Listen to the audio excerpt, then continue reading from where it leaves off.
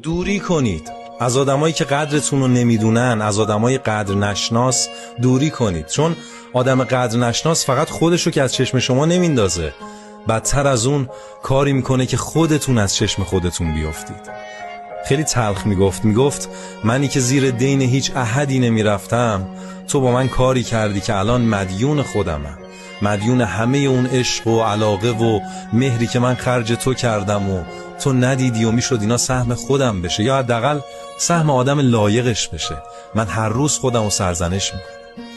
آدم نالایق مثل این لیوانه. مگه میشه توی لیوان دریا جا کرد؟ نمیشه.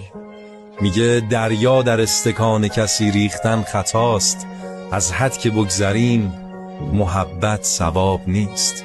پس به خاطر احترام به خودتونم که شده، از آدمای قدر نشناس دوری کنید. آره،